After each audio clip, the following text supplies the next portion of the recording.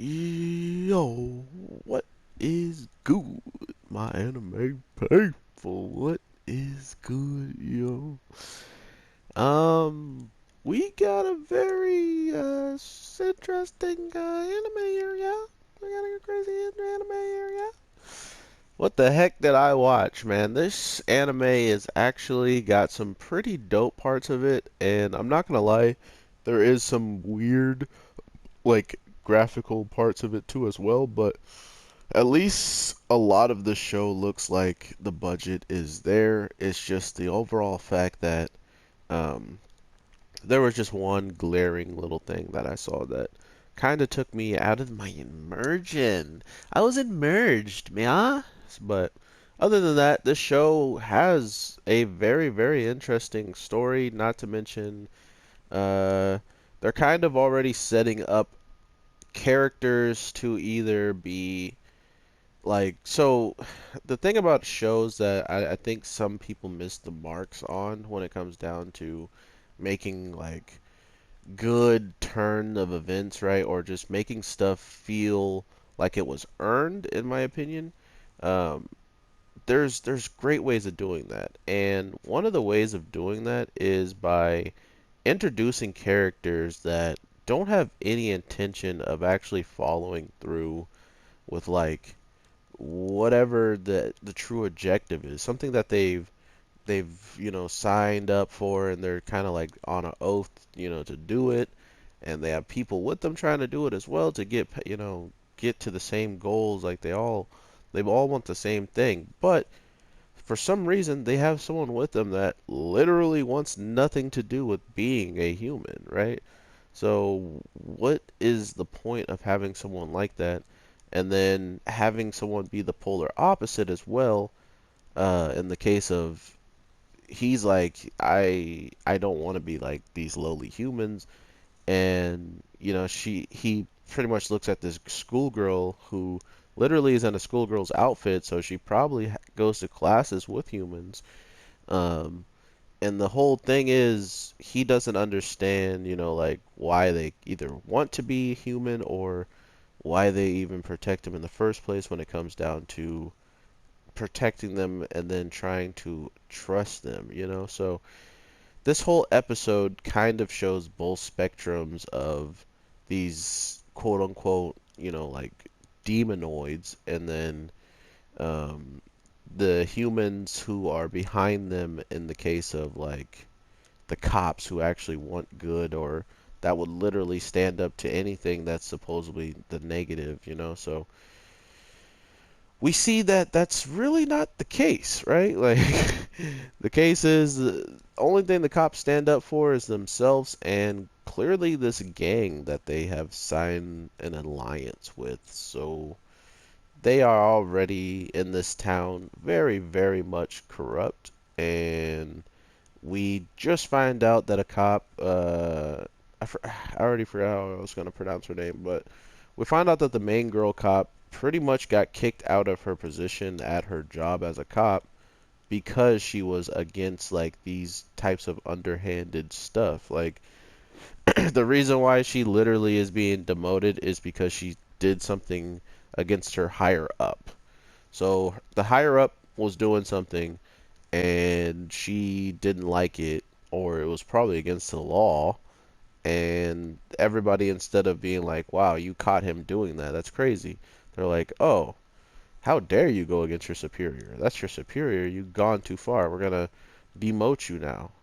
We're not gonna fire you and get you off the force. We are going to send you to another town where people think that just because you go there, you won't last 4 to 5 seconds. So and that was pretty much the case. Like she went there, and the way that they show you this interaction of her actually being in the city is so dope when I'm thinking about it out loud. And actually, oh, I'm thinking about it in my head, and now I'm getting to talk about it out loud.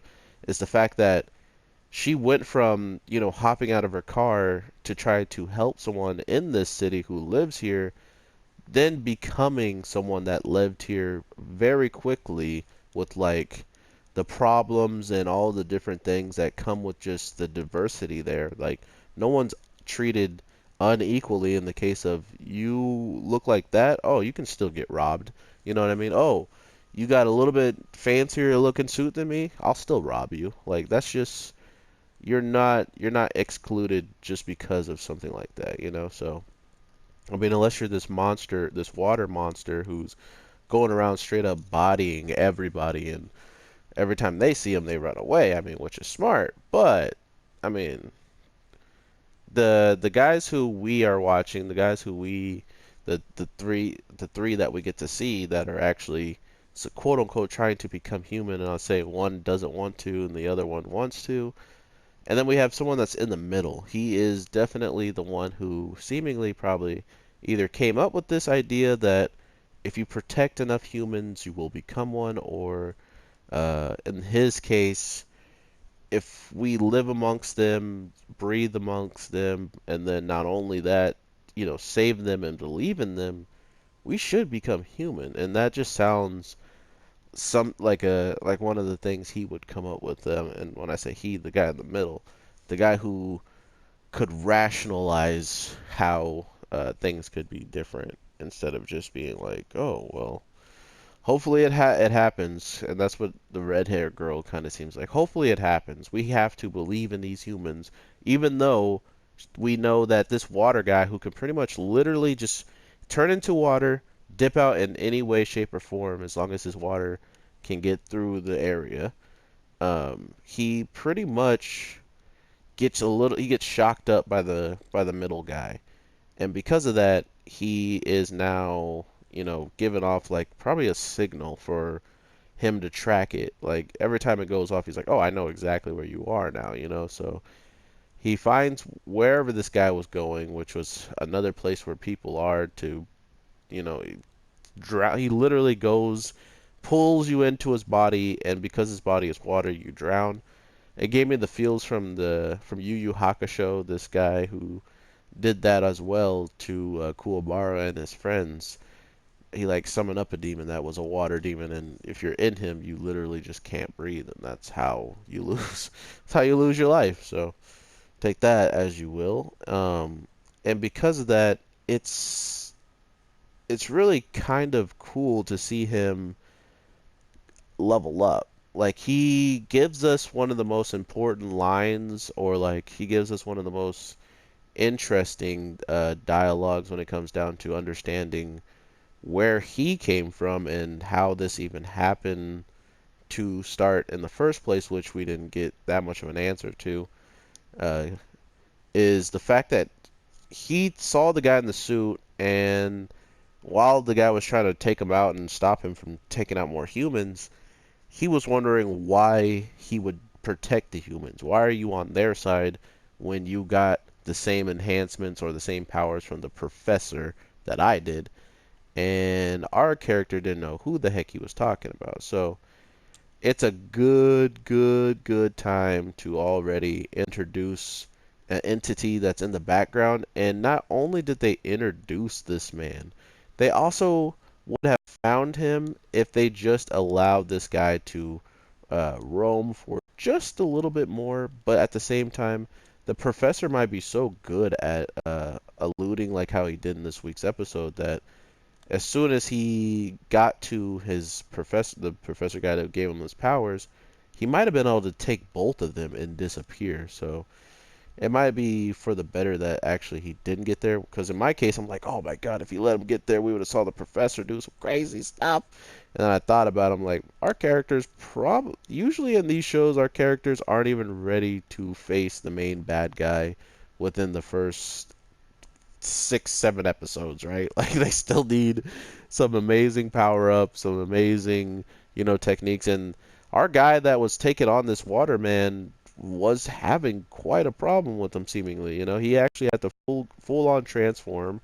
Once he full on transformed, there was no issue. So that kind of gives me a feeling that there is a quite a bit of a tasking like pull off of their strength when it comes down to being in their like human-ish form. So that has me interested. The thing that kind of sucks is the main character, or yeah, I feel like he's the main character, but I think all three of them are the main characters, kind of. Like the guy with the headphones are a little bit less of a main character because he was shown the least, but the girl seems like she's gonna have some type of like good influence on stuff, and the guy, the main guy, who I believe is like the middleman, and he might even start seeing the side of the boy and being like, you're right, like I might not be able to become human, and even if I do become human, will I be a good human? You know, because this water person that we see get taken out was actually human at one point,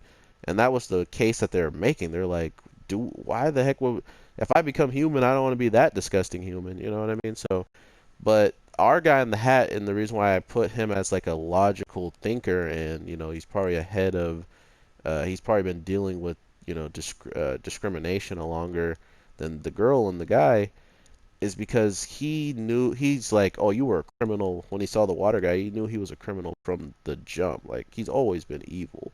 He's never had a heart.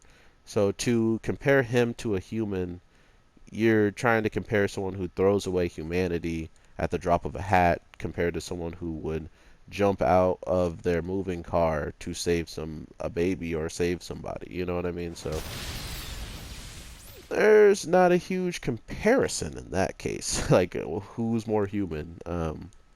So yeah, this show has that really weird, like, humanity-based format going on, and it's kind of actually really enjoyable to see just how ridiculous this town is getting.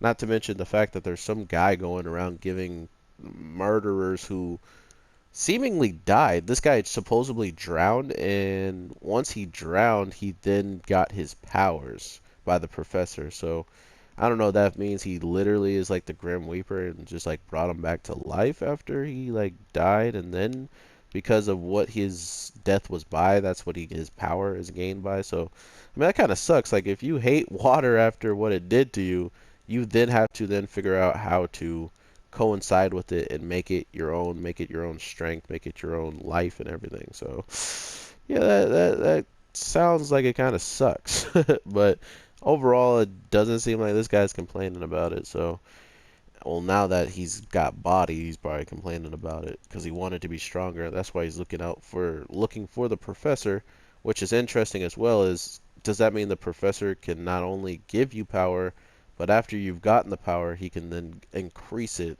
more? Because he shows up. Maybe he was going to take him out himself. Who knows? But at the case of him like showing up to like this request of this guy, it kind of shows you he might actually try to help his creation. So I don't know. I'm interested in the show. There isn't too much more to go off of besides like this cop is our human like side of it, and even though she literally would have died by being drowned and killed off by this monster, the one monster that saves her, she still puts like her whole entire clip into him, and he does nothing. So the only reason why he really protected her is because she hasn't been tainted by the city. She is not taking bribes that the cops are taking at the end of the episode. So it's a good look for her in his eyes, but at the same time, he's still skeptical of just what the heck is going on. And for some reason, all three of them are supposed to become human, and only two of them actually want it. And the thing I was saying at the beginning is, imagine if um, they actually made the boy who does not want to be human at all become human, and the girl who like she's like, you look too low on humans and stuff like that. What if her whole perspective jumps?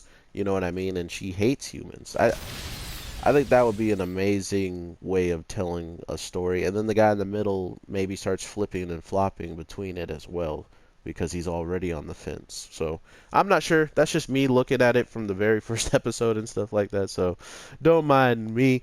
That's just, my intuition. But I hope you guys have an amazing day, night, evening. There's not a lot that comes on Sundays, so I'm gonna say it here. I'm not sure how many people are actually gonna hear it. I'll probably have to say it again somewhere else, but If there's like a lot of like for instance Friday, there's gonna be a lot of shows coming out. I can always not like bombard you guys with 5 uploads on Friday just because that many things came out. I could always do like three or yeah, three at the top and then let it just kind of like fluctuate out onto the next days. But that will be on you guys. If you really don't like that many uploads, I can understand. I do that just so I don't have another day show up behind me with 3 animes plus the one from another day I didn't put on. So I don't know. I'm just still getting used to the chaotic drops of all these amazing animes and interesting stories that are going on. So I hope you guys have an amazing day, night, evening, and I will definitely talk to you tomorrow for sure. So with that, peace. Ah.